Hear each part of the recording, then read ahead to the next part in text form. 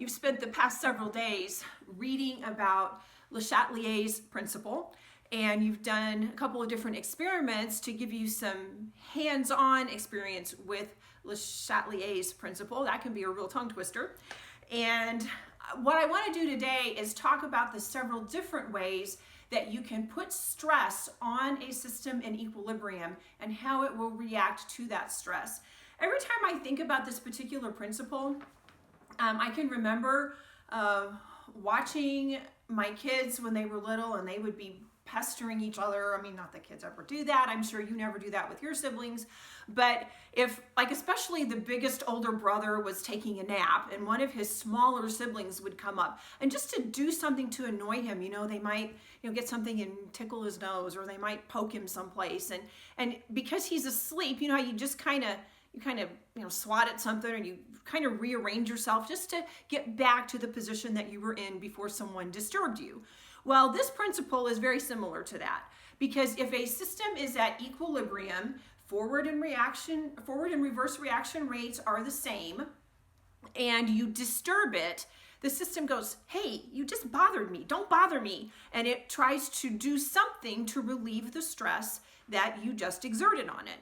So the key thing to remember as you're going through these different example problems here is that the system is always going to want to act in a way to undo what you just did, or to relieve the stress of what you just did. And you can put stress on a system in about 3 different ways. You can either add or you can take away reactants or products. You can change the pressure, or you can change the temperature. And you've read about all 3 of these things already, but now we're going to combine all of them together and see exactly how they're going to change a system that is at equilibrium. So if you do not have the paper where your example problems are listed, you really need to have that in front of you, because I don't have all of this written out on the board. I only have the equations listed, so it will probably be most helpful if you have the problems in front of you. So if you need to stop the video to go get it, go do that. Okay, first reaction we're going to talk about here. A chemist is experimenting with this equilibrium. Ammonia plus oxygen yields nitrogen monoxide plus water. Be careful that you always notice the phase symbols. Everything here is a gas, so everything contributes to the equilibrium here. The chemist allows this reaction to come to equilibrium, and then she stresses it in several different ways. So the first question says, what happens to the concentration of NO and O2 if she adds extra NH3 to the system? So here's my NH3, and I'm going to add more of that to the system. So the upward arrow is going to indicate that I have increased that particular chemical. And so what's going to happen, and they specifically said what's going to happen to the NO and the O2 if this is increased, okay? Well, kind of like I said before, if you do something to the system is going to react in a way to try to undo what you did, or to relieve the stress of what you did. So if you increase this, the reaction is going to shift to the other side to try to get rid of what you've added. So if it shifts this direction, that means the amount of my NO is going to go up. But because I'm shifting to this side, I've got to use up the O2 to get there. So that means the amount of the O2 then is going to go down.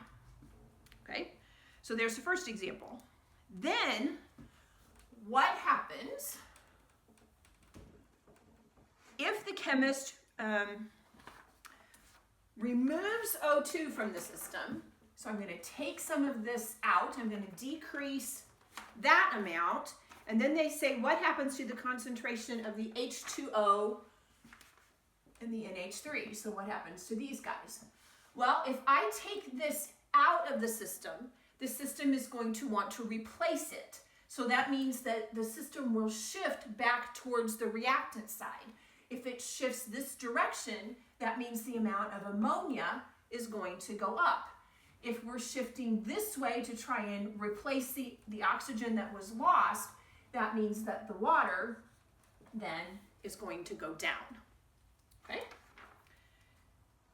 Then she stresses it a third way. So we'll erase this. And she's going to add extra NO. So she's going to add more of this to the system.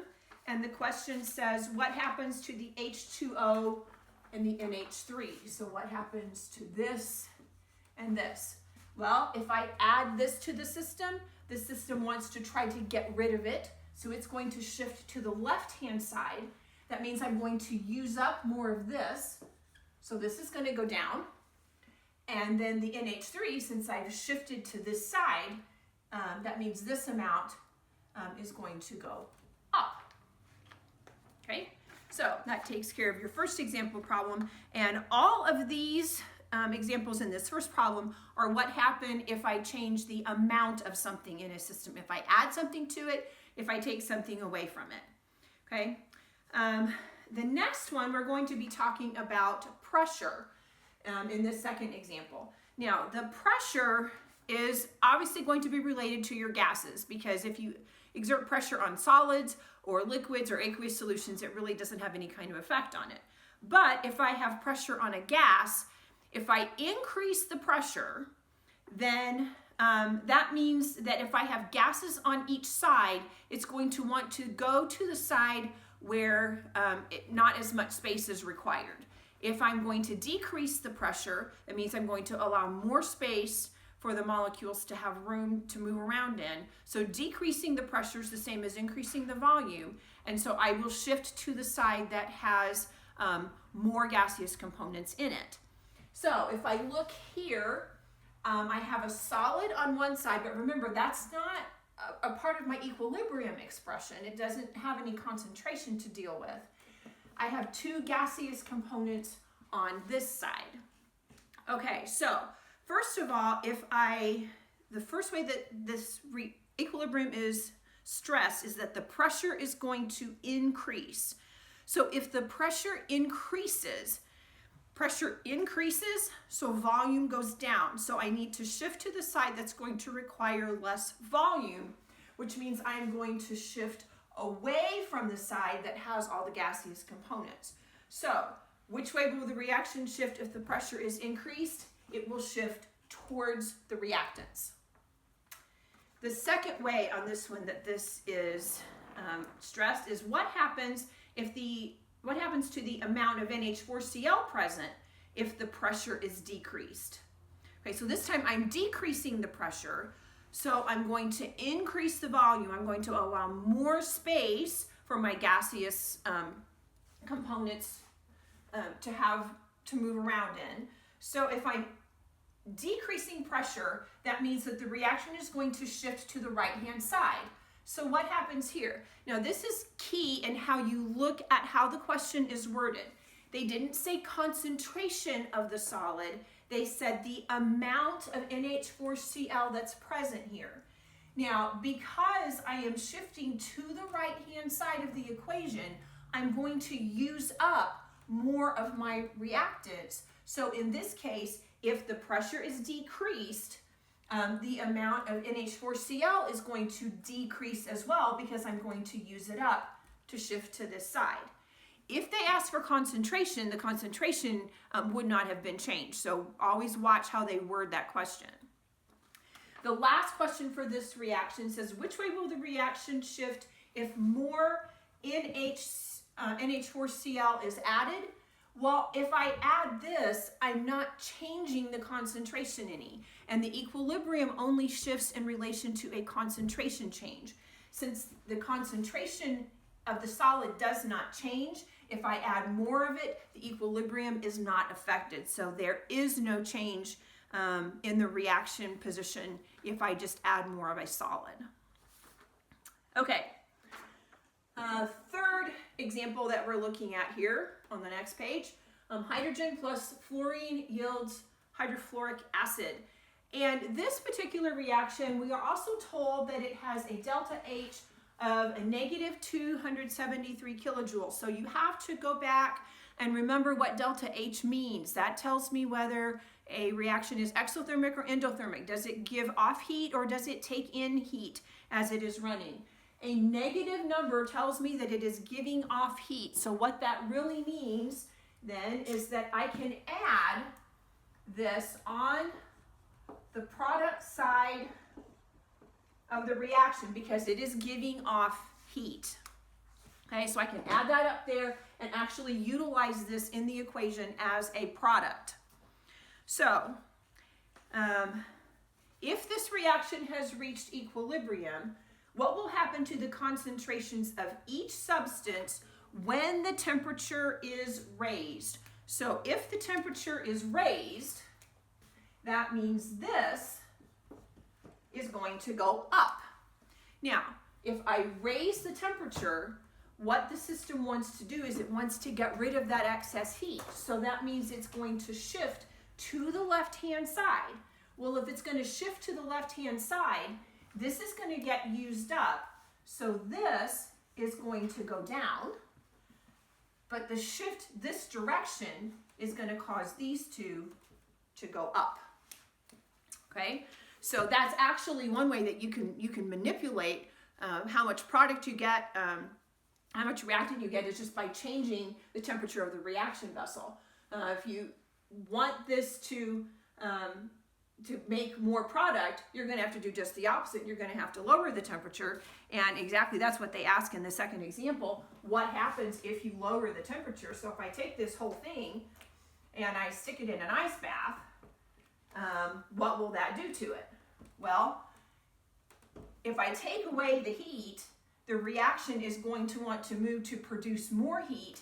As it produces more heat, it's also going to produce more of the product. And so that means these two things will be used up, so their concentrations will go down. So if you have an exothermic reaction and you want to increase the amount of product that you're going to get, stick it in an ice bath, lower the temperature, and it will drive the reaction. It will force the reaction towards the product side. Now, in this last example, we actually have an endothermic reaction. And what that means, if you recall, is that it takes energy in order for this to happen. So I can actually, in this case, I can add this energy to the reactant side of the equation, 132 kilojoules. And raising and lowering the temperature in this case is going to make a difference as well. The first question here says, what will happen to the amount of calcium carbonate if the temperature is raised? So again, if I raise the temperature over here, what's going to happen? Well, the reaction is going to want to shift to the product side.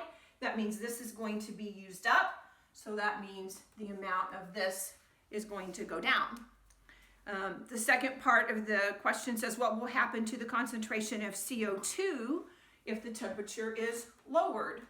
So if I lower this, the reaction is going to shift so that it will put more heat back on this side.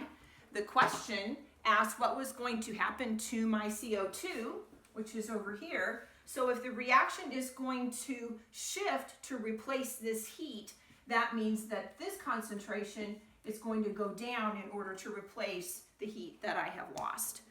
Okay, so we've got several different examples there of what happens when you change the pressure, when you change the temperature, when you change the concentration of your reactants. And so you will get some practice today doing some of those things for yourself.